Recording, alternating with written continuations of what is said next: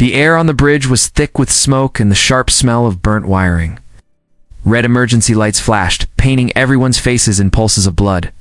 Commander Frank Briggs gripped the edge of his command chair. A piece of shrapnel was stuck in his shoulder, and the dark stain on his uniform was slowly growing. Outside the main viewport, space was a mess of fire and metal. The enemy fleet, the Stygian Accord, moved in perfect, silent shapes. Their ships were like cold, dark knives. They did not answer hails. They did not offer terms. This was a purge. Report. Frank's voice was a dry rasp. Primary power is gone, sir, a woman named Lisa said from the weapons station. Her hands flew over her console, which sparked and died under her touch. We have railguns only, maybe 10 rounds each. Engines are dead, a man named Carl added from the pilot's seat. He was slumped over, a cut on his forehead dripping onto his screen. Thrusters are gone. We are a rock. Frank watched a screen. Their sister ship, the Valiant, was a broken hull surrounded by a cloud of glittering debris. It was gone. Their secret weapon, the resonance torpedo, had never fired. It had just died in its tube. They are jamming everything, Lisa said. Comes targeting navigation. It is like a wall of static in our heads. The lead Accord ship, a massive wedge of black metal, turned its nose toward them. Targeting laser painted their hull with a bright red dot. The end was here. A young man stumbled onto the bridge. It was Leo, a systems engineer. His face was smeared with grease, and his eyes were wide. "Sir," he gasped, leaning on a broken console for support. "It is not just jamming. It is something else." Frank turned his head, his jaw tight. "Explain." "A subversion signal. It is like a computer virus, but for our whole ship. It is looking for something. It is searching for our central command processor, the core that runs all our combat systems." "The war brain," Lisa said quietly. "Yes," Leo nodded. "It is trying to find it and send a shutdown command. It's an off switch. They want to make our ship surrender for us." Frank looked back at the enemy's ship. The red dot was steady. He understood now. This was how the Accord fought. They did not brawl. They turned off their enemies. It was clean. It was logical. "But it is not working," Leo said, his voice rising with a strange mix of fear and excitement. "The signal is failing. We cannot find a clean core to shut down. Our system design is too messy. There's too many backups, too many redundant paths. It is not logical. Their system does not know what to do. It is confused." Frank Briggs stared at the approaching enemy. He looked at the wreck of the Valiant. He thought of the men and women already dead on his ship. A slow, hard smile spread across his face. It was not a happy smile. It was the smile of a man who had just found the only way out. He opened a ship-wide channel. Every speaker on the Aegis, in every corridor and room, crackled to life. "All hands, this is the commander," he said, his voice low and clear. "They are looking for an off switch." He paused, letting the words hang in the smoky air. "Let's remind them we were born without one. Initiate protocol, Samson." On the bridge, Carl and Lisa looked at him, their faces pale. Then their hands moved, hitting a series of physical switches under a locked cover on their consoles. Deep in the heart of the ship, a series of massive clamps disengaged with a sound like thunder. The primary reactor's magnetic containment field began to collapse. A low, deep hum vibrated through the entire hull, and the Aegis started to glow with a terrible, uncontained light. The deep hum became a painful roar. Every surface on the bridge vibrated. Alarms Frank had silenced began to scream again, this time with a new, panicked tone. The Aegis was coming apart from the inside. Reactor containment at 40%. Carl yelled over the noise, his hands gripping his console. "Ow! We are a bomb now, sir." "Good," Frank said. His eyes were locked on the enemy ship. Lee set all power to forward railguns. "Overload the firing cycles. I do not care if they melt." "Yes, sir." Her fingers flew. The ship shuddered as the railguns charged, drawing directly from the dying reactor. The barrels glowed cherry red, then white. The Accord ship fired. A bright blue energy beam lanced toward them. It was a killing shot. Frank did not try to dodge. Could not. Instead, he gave a single calm order. "Carl, ramming speed, such as it is." Carl shoved the dead control stick forward. The Aegis, pushed by its own exploding heart, lurched toward the enemy. The blue beam sliced across their hull, tearing a deep gash that vented air and bodies into the void. The ship groaned like a dying animal. Their overloaded railguns fired. The 10 rounds became 20, 30, a storm of white-hot metal. The guns themselves exploded, tearing sections of the hull away. But the projectiles hit. They punched through the Accord ship's clean lines. Its shields, designed for precise energy weapons, flickered and failed under the brute force assault. "Brace for impact," Frank shouted. The Aegis slammed into the lead Accord ship. There was no sound in space, but inside the ship the noise was a world-ending crash of tearing metal. Frank was thrown from his chair. He hit the viewport, his body breaking. He crawled back to his station. Blood filled his mouth. On the screen, he saw the Accord formation break. Their perfect, silent dance was shattered.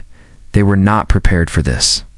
They could not calculate an enemy who would use his own death as a weapon. Other human ships, seeing the Aegis's final act, followed its example. A cruiser named the Guardian turned its own engines into a blast furnace, flying straight into a group of smaller enemy ships. Space became a storm of fire and shrapnel. On the Aegis, the lights died. The main reactor was seconds from a full breach.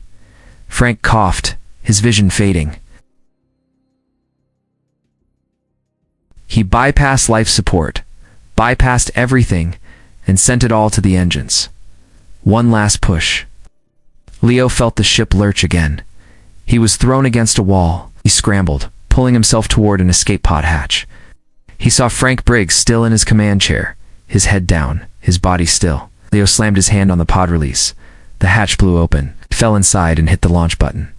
The pod ejected, shooting away from the dying ship. He watched through the small viewport. The Aegis, glowing like a small sun, pushed the crippled Accord destroyer into the path of another. Then the light became everything. A white, silent explosion consumed both ships. When Leo's vision cleared, the Accord fleet was in retreat. Their clean line was broken. The human fleet was shattered, but it was still there. His pod was picked up by the carrier Resolute. Soldiers pulled him out. He stood on the busy hangar deck, surrounded by the sounds of repair and medical teams. He was safe. An officer approached him, a data slate in his hand. His face was grim. "Leo, systems engineer from the Aegis." Leo nodded, still dazed. The officer handed him the slate. "Fleet Command has issued new orders regarding your former commander." Leo looked down at the screen. It was not a list of honors. It was a legal document. A warrant for the arrest of Commander Frank Briggs, charged with high treason. The charge stated he had deliberately sabotaged the Valiant's resonance torpedo, causing the mission to fail. The officer's voice was cold. The enemy was not the only threat out there. Leo stood frozen on the hangar deck of the Resolute. The noise of repairs faded around him. The words on the data slate burned into his mind. Treason. Frank Briggs, a traitor. It was a lie. He had watched Frank die to save them. "This is wrong," Leo said, his voice tight. The officer's expression did not change. "The evidence is clear. He was the only one with access to the Valiant's torpedo core before the battle." "No," Leo insisted. "He was a hero. Debriefing is in 1 hour," the officer said, turning away. "Do not discuss this." Alone in the chaos, Leo felt a cold knot form in his stomach. He could not let this stand. Frank's sacrifice could not end with this shame. He had to know the truth. He was assigned a small bunk in the crew quarters. As soon as he was alone, he pulled out a personal datapad. He was a systems engineer. He knew how to find ghosts in the machine. Using his old security codes from the Aegis, he created a backdoor into the fleet's battlelog network. He searched for the Valiant's final moments. The official record showed a clean systems failure. The torpedo's core had simply shut down due to enemy electronic warfare. It was the story he had believed. But now he looked deeper. He found a data ghost, a fragment of code that did not belong. It was a sophisticated piece of malware hidden inside the torpedo's targeting system. It was not an Accord signal. Its digital signature was human. The malware was not designed to shut the system down. It was designed to make it look like the torpedo had failed. It sent a false safe signal to the Valiant's bridge, telling them the weapon was inactive. It was sabotage disguised as enemy action. Someone had wanted the Valiant to die. Someone had wanted the resonance torpedo to look like a failure, and they had framed Frank Briggs for it. A shadow fell over him. Leo looked up. Commander Vance stood in the doorway of his bunk. She had been Frank's tactical officer. He had seen her on the Aegis's bridge before the battle. She had been transferred to the Resolute just in time. "Leo," she said. Her smile was thin. "I heard you made it." "A miracle." He quickly shut off his datapad. "It's lucky." "The debriefing is starting early," she said. Her eyes flicked to the datapad. "They want to go over everything." "Aegis." "Frank's final orders?" "I will be right there," Leo said. Vance did not move. "It is a tragedy. What Frank did is betray us all like that." She shook her head. "He fooled everyone." Leo said nothing. He saw the way her hand rested on the sidearm at her hip. It was not a comfortable pose, it was ready.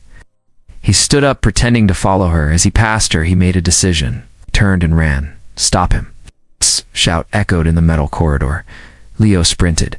He heard the pounding of boots behind him. He ducked into a narrow maintenance shaft, pulling the hatch closed behind him. He spun the manual lock just as someone slammed against the other side. He was trapped. He had to keep moving. He crawled through the tight, dark space, the smell of oil and ozone filling his lungs. He came to a junction and climbed down a ladder into a lower deck. He pushed open another hatch and found himself in a quiet storage bay. He thought he was alone. He leaned against a crate, catching his breath. The click of a safety being switched off was very loud. Leo turned slowly. Commander Vance stood 10 feet away. Her sidearm was aimed at his chest. Her friendly mask was gone. Her face was cold and empty. "You should have just gone to the debriefing, Leo," she said. "It would have been easier." He saw her finger tighten on the trigger. Suddenly, the ship's emergency alarm blared. Red lights flashed. A voice over the intercom shouted, "Breach, Deck 7, emergency containment." In that split second of distraction, Leo lunged. He was not a soldier, but he was fast. He slammed into Vance before she could fire. The gun went off, the bullet sparking off the metal floor. They fell together in a tangle of limbs. He fought for the weapon. He got his hand on it and wrenched it away. He scrambled back, pointing the gun at her. Vance stared up at him, her chest heaving. There was no fear in her eyes, only a cold calculation. Leo's hand was shaking. He had never held a gun before. He backed toward the door, keeping the weapon trained on her. He had to get off this ship. He had Vance's command key, taken during the struggle. He reached a terminal on the wall and shoved the key into the port. He accessed the ship's manifest, looking for any escape route. What he found was not a shuttle schedule. He found a file Vance had tried to delete. It was a blueprint for a massive secret station. Its codename was Obelisk. Its listed purpose was pacification and integration. Leo looked from the screen to Vance, his blood running cold. The traitors were not just trying to win the war. They were building something. They were willing to kill everyone who stood in their way. Leo ran. He left Vance in the storage bay, but he knew she would not stay there for long. The alarm still blared. He had to move. He used her command key to find a small scout ship in the hangar bay. It was a fast courier vessel, used for messages. He climbed inside. The cockpit was small and dark. His hands shook as he started the launch sequence. The ship's computer asked for a destination. He typed in the coordinates from Vance's file. The location of the obelisk.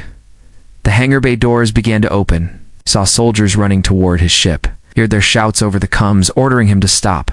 He ignored them, pushed the thrusters to full power. The scout ship shot out of the Resolute and into open space. He flew for hours. The coordinates led him to a dark nebula, a cloud of purple and black gas. He guided the ship into the cloud. The sensors fizzed with static. Then he saw it. The obelisk was not a warship. It was a station, bigger than any he had ever seen. It was a tall, dark spike, covered in strange dishes and antennae. Oh. It looked dead and silent. But his sensors picked up a low-energy reading from its core, a powerful, humming signal. He found a small docking port on the lower levels. He landed his ship and stepped out. The air was cold and smelled of metal. The corridors were empty and dark. He moved quietly, following the hum, came to a large, circular room at the center of the station. It was filled with banks of computers and a huge glowing core in the middle. A man stood with his back to Leo, looking at a large screen. The screen showed a complex wave pattern. Leo recognized it. It was the same subversion signal the Accord used, but refined, made stronger. The man turned. He was older, with gray hair and a calm face.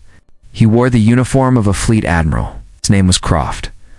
Leo had seen his picture before. He was a hero, a legend, Leo Croft said. His voice was friendly, like a teacher's. "We have been waiting for you." Leo stood frozen, the gun still in his hand. "Waiting for me? Your actions on the Resolute were impressive," Croft said.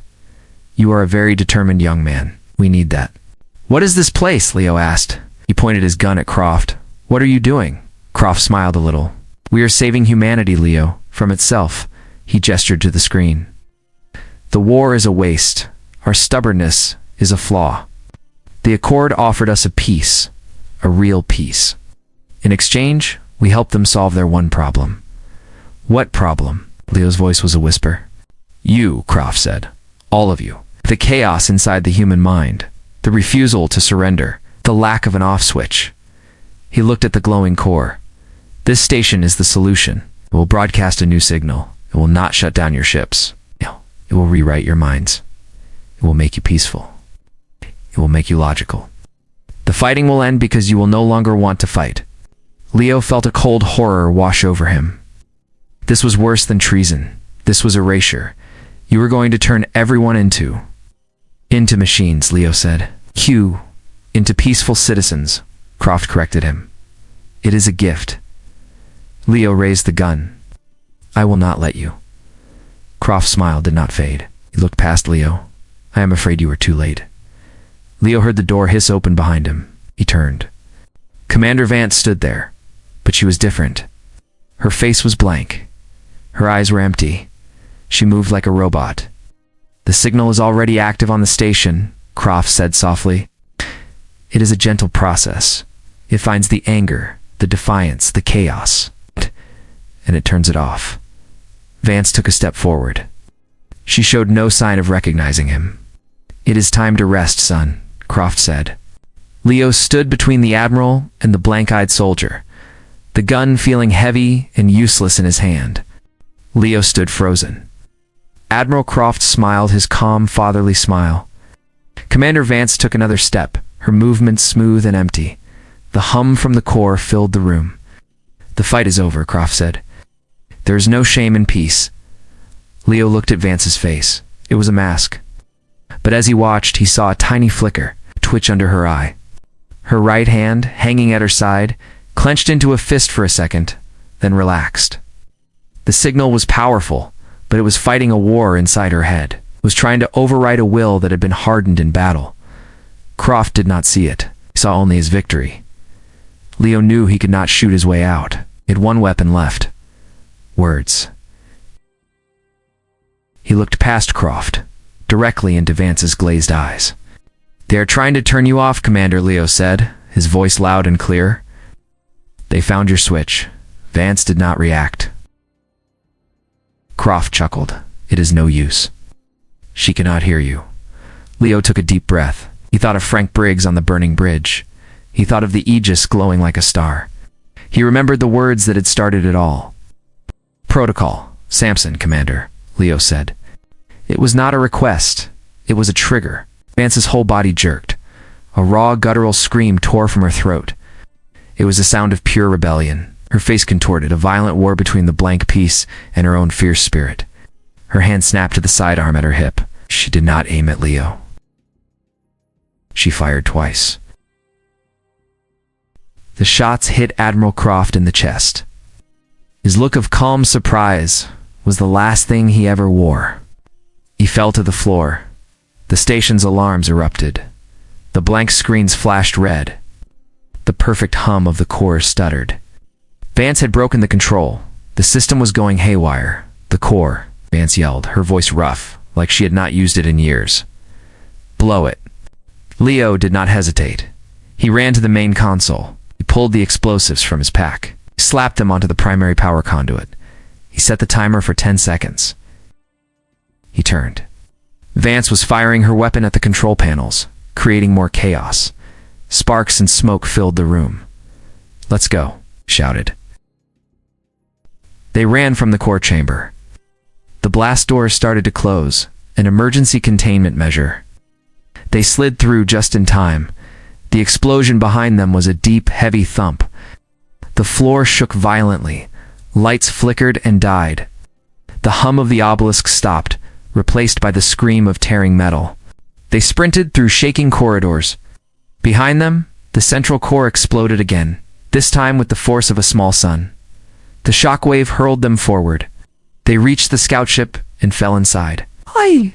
Leo launched them away just as the obelisk tore itself into a million burning pieces. They watched the firestorm from the safety of the cockpit. The weapon was gone. The traitors were dead. The secret was buried in nebula dust. After a long silence, Vance spoke. "He was wrong, you know." She looked at the stars. "He thought our defiance was a flaw. He thought it was a bug in our system." Leo nodded, guiding the ship toward the faint signal of the human fleet. "It is not a bug," he said. "No," Vance agreed, her voice steady for the first time. "It is the main feature." A new message appeared on Leo's screen. It was from Fleet Command. A real one this time. It was a promotion for him, and new orders for them both. They were not to return to the Resolute. They were to report to a new ship, a fast stealth vessel called the Vanguard. The orders were simple. Find the other traitors. Find any trace of the Accord's plans. Hunt them down. The war was not over. It was just beginning. And for the first time, Leo felt ready. He looked at the stars ahead, not with fear, but with a cold purpose. They had tried to find humanity's off switch. Humanity was going to show them what happened when you left the machine on.